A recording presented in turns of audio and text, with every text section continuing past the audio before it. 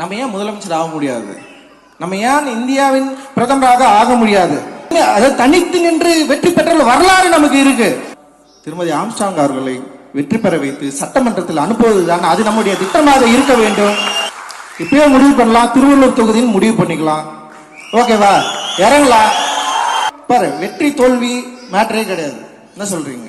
சண்டை செய்யறமா இல்லையா? நீங்க எங்களை எதை கொண்டும் மிரட்ட முடியாது. நான் திருப்பியும் சொல்றேன், எதை கொண்டும் மிரட்ட முடியாது, எதை கொண்டும் எங்களை விலைக்கு வாங்க முடியாது. நாங்கள் விலை போகாதவர்கள். அண்ட் இன்னொரு விருப்பமும் வேண்டுகோளும் நான் வைக்கிறேன். ஏன்னா பொதுவாக அண்ணன் சம்மந்தப்பட்டவர்கள்கிட்ட நான் நிறைய பேசிட்டே இருந்ததுல நிறைய டிஸ்கஷன் நடந்திருக்கு. அந்த டிஸ்கஷன் என்னன்னா, இப்போ நான் என்னன்னா சமூக மாற்றம் நிகழ்ந்த உடனே அரசியல் மாற்றம் நிகழ்ந்துரும் அப்படின்னு நான் கொஞ்சம் பேசிட்டே இருப்பேன். அந்த அண்ணன் கூட இருக்கிறவங்க நிறைய பேர் ஃபைட் பண்ணி, இல்லை அரசியல் மாற்றம் தான் ஃபர்ஸ்ட், அதுக்கப்புறம் சமூக மாற்றம் அப்படின்னு சொல்லுவாங்க. பாபாசாஹேப் அம்பேத்கர் அரசியல் மாற்றமும் சமூக மாற்றமும் இரு வேறு பாதை அல்ல, ஒரு வழி பாதை, இரண்டு பாதையும் போயிட்டு தான் நம்ம அதை சேஞ்ச் பண்ண முடியும் அப்படின்னு சொல்றாரு. ஆனா அரசியல் ரீதியான மாற்றத்தை உருவாக்க நம்ம என்ன பண்ண போறோம் அப்படின்றது ரொம்ப முக்கியமானதா நான் பாக்குறேன். ஸோ இங்க பகுஜன் சமாஜ் கட்சி தோழர்கள் நிறைய பேர் இருக்கிறீங்க. அண்ட் நிறைய பகுதிகளில் நம்ம இருக்கிறோம். ஸோ நம்ம ஒரு டார்கெட்டோடைய ஒரு திட்டத்தோட நம்முடைய இந்த 2026 அரசியலை நம்ம பார்க்கணும் அப்படின்னு நான் நினைக்கிறேன். ஸோ அது நம்முடைய அண்ணனுக்கு செய்கிற காணிக்கையாக, நம்ம அண்ணன் விரும்பியதை செய்கிற ஆட்களாக நம்ம மாறுவதற்கான ஒரு வாய்ப்பு நமக்கு இருக்கு. அந்த வாய்ப்பு என்னன்னா, திருமதி ஆம்ஸ்ட்ராங் அவர்களை ஒரு தவிர்க்க முடியாத சக்தியாக மாற்ற வேண்டும் நம்ம எல்லாரும் விரும்பினா, அண்ணன் அவர்களுக்கு நம்ம செய்யக்கூடிய மிகப்பெரிய மரியாதையாக நம்ம நினைச்சோம்னா, அவர்களை நம்ம ரொம்ப திட்டமிட்டு செயல்பட்டு திருவள்ளுவர் மாதிரியான ஒரு தொகுதியில் அவங்க நிக்க வச்சு அவங்களை வெற்றி பெற வைப்பதற்கு இப்பத்திலிருந்தே வேலை செஞ்சோம்னா டெஃபினட்டா நம்மளால சக்சஸ் பண்ண முடியும். ஏற்கனவே நான் என்ன சொல்றேன், ஏற்கனவே நம்முடைய அண்ணன்கள் தாத்தாக்கள் நம்முடைய நிறைய பேர் தனித்து நின்று வெற்றி பெற்ற வரலாறு நமக்கு இருக்கு. அதுவும் வட மாவட்டத்தில் நமக்கு அந்த வரலாறு இருக்கு. அந்த வரலாறை மீள் உருவாக்கம் செய்வதற்கான ஒரு வாய்ப்பை நம்ம ஏன் உருவாக்க கூடாது? இங்க தயவு செஞ்சு யோசிங்க. இங்க இருக்கிற எல்லாருமே போயிட்டு ஒரு தொகுதி டார்கெட் பண்ணி ஒர்க் பண்ணலாம். நீங்க யாருன்னு கேக்குறாங்களா, அவங்களுக்கு யாருக்கு நம்ம பதில் சொல்லலாம். ஆம்ஸ்ட்ராங்னா யாருன்னு கேட்டாங்களே, அவங்களுக்கு ஒரு பதில் சொல்றதுக்கான வாய்ப்பை நம்ம ஏன் உருவாக்க கூடாது? நான் வேலை செய்வதற்கு தயாராக இருக்கு, நான் வரேன், நீங்க எல்லாருமே வாங்க.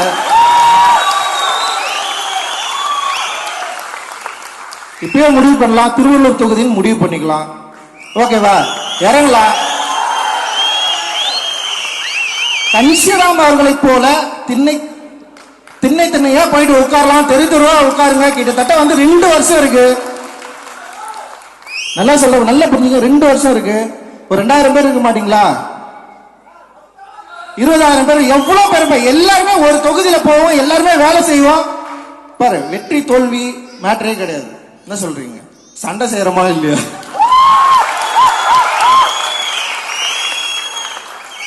சும்மா நீங்க எங்களை எதை கொண்டும் மிரட்ட முடியாது. நான் திருப்பியும் சொல்றேன், எதை கொண்டும் மிரட்ட முடியாது, எதை கொண்டும் எங்களை விலைக்கு வாங்க முடியாது.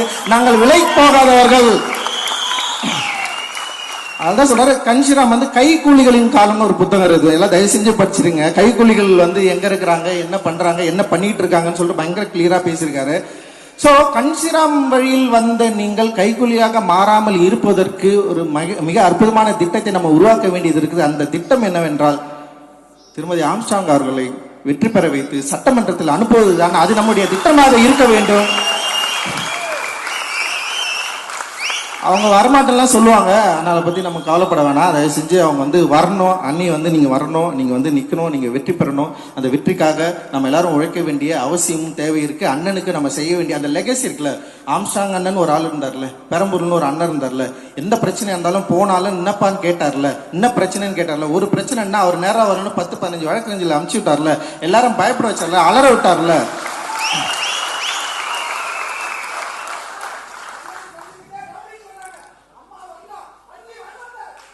அதுதான் நானும் சொல்றேன். ஸோ நாம பாபாசாஹேப் அம்பேத்கரின் வாரிசுகள். ஸோ அதனால நம்ம யாருக்காகவும் எப்பவும் நம்ம பயப்பட போறதில்லை. ஏன்னா இத்தனை காலம் சண்டை போட்டவங்க வந்து இவ்வளோ இன்னும் இருக்கிற காலம் சண்டை போட முடியாதா? நான் இத்தனை காலம் இழந்தவர்கள் இன்னும் கொஞ்சம் இருக்கிற காலம் சண்டை போட முடியாதா? நம்ம எவ்வளவோ இழந்துட்டோம். ஆனா வந்து அவ்வளவு இழந்தோம், அவ்வளவு வீழ்ந்தோம். அதாவது மடிந்து விடாதவர்கள் வீழ்ந்து விடாதவர்கள் நம்ம அப்படி நின்றுகிட்டே இருக்கிறோம், தொடர்ந்து சண்டை செஞ்சுட்டே இருக்கிறோம். அதுதான் நம்முடைய சிறப்பு. அது சாதாரண விஷயம் கிடையாது. சும்மா வந்து நம்ம வந்து அப்படியே ஓரத்தள்ளி அப்படி விட்டு போயிட முடியாது. இன்னைக்கும் கூட தமிழக அரசியல் சூழல்ல தலித்துகளின் ஓட்டு மிக முக்கியமான வாக்கு வங்கியா இருக்குதுன்றத இங்க எல்லாருமே நம்பி இருப்பாங்க.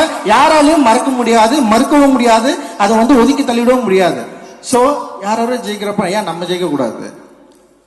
அண்ணன் என்ன சொல்றாரு? நம்ம ஏன் முதலமைச்சர் ஆக முடியாது? நம்ம ஏன் இந்தியாவின் பிரதமராக ஆக முடியாது?